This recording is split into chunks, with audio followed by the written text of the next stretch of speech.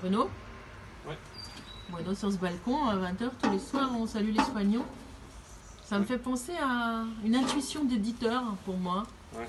Le livre de Fabienne. De Fabienne Siatli. Ouais. Il est là, le voilà. C'est lui qui Il rend a hommage poussé au milieu des fleurs. Et d'ailleurs, il y a un point commun, c'est que sur ce petit coin de balcon, moi j'essaie de prendre soin des petites fleurs des petites plantes qu'on a pu semer, planter pendant ces 2 mois de confinement. Et puis elle, dans ce livre, elle évoque la façon dont les femmes se mettent au service, non pas des plantes, mais des êtres humains. Les femmes en première ligne. Les femmes en première ligne, elles sont au service et constituées de petites proses.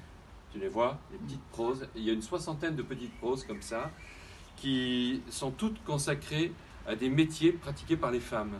Alors, ces métiers, c'est l'aide à la personne, le nettoyage des bureaux, c'est l'accueil, le soin du corps, l'éducation, la prise en compte du corps de l'autre, des maisons, des écoles, etc. Et ces fragments de texte, ces petits textes, cette écriture fragmentaire, elle parle aussi de ces vies, on pourrait dire ces vies minuscules, mais tellement importantes dans le monde d'aujourd'hui, tellement essentielles. Ce sont elles que l'on va applaudir là dans quelques minutes sur notre balcon.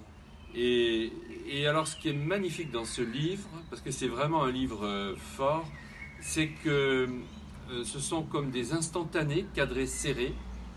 La caméra est objective, elle enregistre le réel, elle le filme sans pathos, sans jugement. Il y a peut-être une forte révolte derrière tout ça, bien sûr, une révolte sociale, et un besoin de reconnaissance pour toutes ces femmes, mais en même temps, il n'y a pas de larmoiement, il n'y a pas d'apitoiement.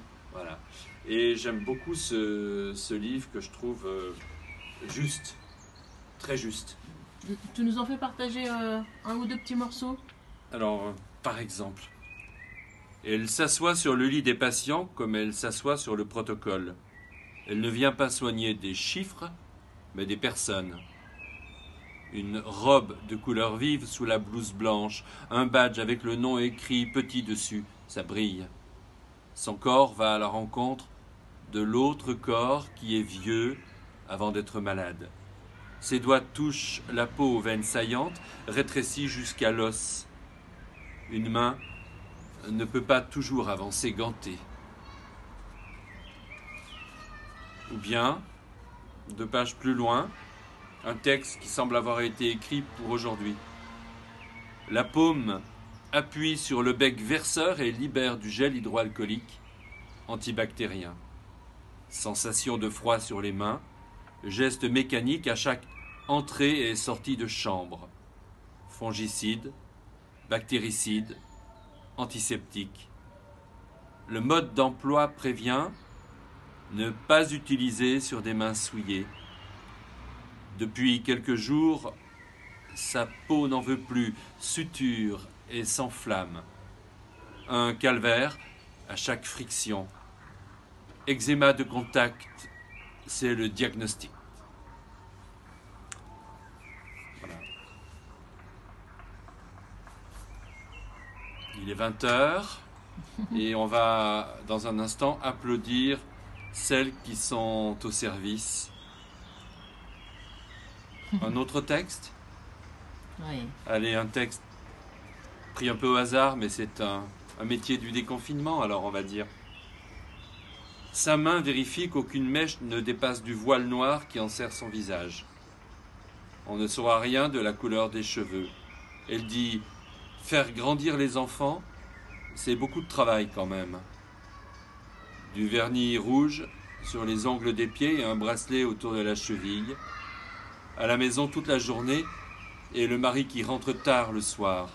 Le ménage, les devoirs, les repas à préparer. Elle ne sait pas bien dire si c'est du vrai travail. Le sourire est désolé.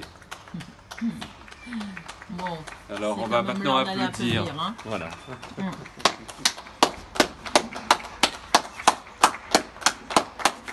Bonsoir.